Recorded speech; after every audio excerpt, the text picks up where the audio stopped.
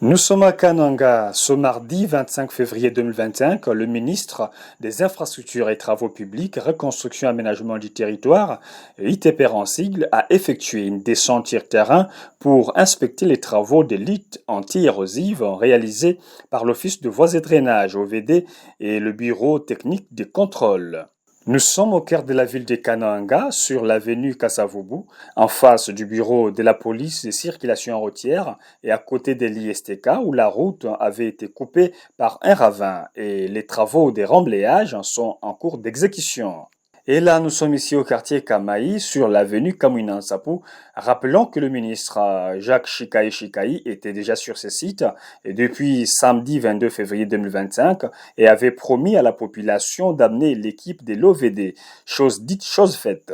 Voyant la gravité de la situation et des dangers qu'elle présente, le ministre a recommandé à l'OVD d'envisager les travaux d'urgence pour freiner la progression de ce ravin. Après Kamaï, nous arrivons sur la route de l'Efo où une tête d'érosion qui menaçait cette route avait été remblayée et les travaux de construction des collecteurs se poursuivent. Cap vers le village Kanyoka. Ici, un ravin avait presque coupé la route qui mène vers le village Luandanda. Ce ravin, provoqué par la coupure de la tuyauterie de la régie des eaux, a connu des travaux de grande envergure, malheureusement suspendus par faute de moyens. Enfin, l'équipe s'est dirigée vers l'ASDA où les efforts considérables sont déployés par l'OVD pour terminer la construction du collecteur et vu l'évolution lente des travaux, le ministre des Infrastructures, Jacques Chikaï, n'a pas donné sa langue au chat. En décembre 2023, qu'il y a eu une pluie qui a emporté plusieurs maisons. Et si vous vous rappelez très bien, à son temps, le président de la République a même dépêché une équipe qui devrait, dans le cadre humanitaire, venir en aide nos compatriotes qui ont eu à perdre certaines maisons et tout ce que les maisons et les dégâts des érosions que nous avons tous inspectés. Mais c'est sur base de ces pluies-là qu'il y a eu un décaissement en urgence mise à la disposition de l'OVD pour intervenir. Vous vous rappelez très bien, en son temps, il y avait déjà la route Kasavubu, l'érosion qui progressait vers le PCR. Vous vous rappelez très bien, là où nous sommes aussi, au site de l'ASDA, l'érosion a déjà progressé pour couper la route, mais grâce à l'intervention de l'OVD, aujourd'hui, tous ces endroits-là, plus de 7 têtes d'érosion, ont été sauvegardés et sauvés. Nous venons de voir, c'est ici pour moi vraiment d'interpeller le mini-État, le ministre des ITP, de s'impliquer pour trouver les financements, pas trouver, décaisser ces financements, les restes des financements. Qu'il se rappelle en son temps, le président de la République, toutes ces érosions que l'OVD est en train de faire, ce sont des érosions qui ont fait des échos à son temps. Et la population a perdu certaines maisons. Alors, nous voudrions qu'il puisse instruire au FONER de mettre les restes des fonds à l'OVD.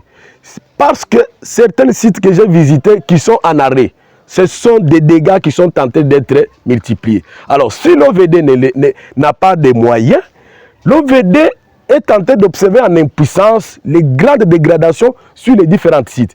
Parce que, comme il fallait intervenir sur les 7 sites au même moment, certains travaux ont été arrêtés, alors que les principes dans les travaux de lutte anti-érosive veut que si vous commencez des travaux, il faut aller jusqu'au fond. Accusé de la négligence par la population, le responsable de l'OVD se défend. Je salue d'abord le contrôle citoyen. C'est très important et je salue la population de Kananga. C'est une population aguerrie qui est en train de suivre. C'est aussi une motivation qui nous pousse aussi à bien faire ce que nous sommes en train de faire. Mais malheureusement, ce n'est pas tout le monde qui sont des techniciens. Il faut chaque fois approcher les techniciens et comprendre comment est-ce que l'OVD fonctionne. L'OVD, c'est la main, c'est le bras de l'État. C'est l'organe qui exécute les travaux de l'État. L'OVD, nous sommes sous les instructions de l'autorité établie. L'autorité établie, lorsqu'elle nous donne l'instruction d'aller sur terrain, de faire une évaluation, nous sommes amenés à faire l'évaluation et nous sommes amenés à présenter les résultats de notre évaluation. Et lorsque l'autorité nous met à disposition le moyen, nous sommes appelés à nous déployer pour exécuter les travaux. Je prends l'exemple de Kamaï dont nous avons été, dont la population s'est plainte. Je confirme que nous avons été sur terrain, nous avons vu la situation et nous avons évalué la situation et nous avons transmis l'évaluation de la situation. Mais aussi longtemps qu'on ne me donne pas les moyens pour exécuter ce dont j'ai évalué, je ne sais pas, parce que l'OVD n'est pas une entreprise génératrice de recettes. L'OVD est marge de l'État. Si l'État met des dispositions, c'est alors que l'OVD aura à travailler. Donc c'est un travail aussi que je demande à vous, l'organe de la presse, d'expliquer à la population. C'est bien, nous voyons, il y a Safrimex, il y a toutes ces entreprises, mais ces entreprises, ce sont des entreprises commerciales. Mais l'OVD, c'est la structure de l'État. Le ministre des ITPR a également souligné l'importance de la sensibilisation de la population locale sur la préservation de l'environnement et la gestion des eaux de pluie. C'est un reportage sur les efforts de lutte contre les érosions au Kasaï central et plus particulièrement dans la ville de Kananga. Restez à l'écoute pour d'autres nouvelles sur les initiatives de développement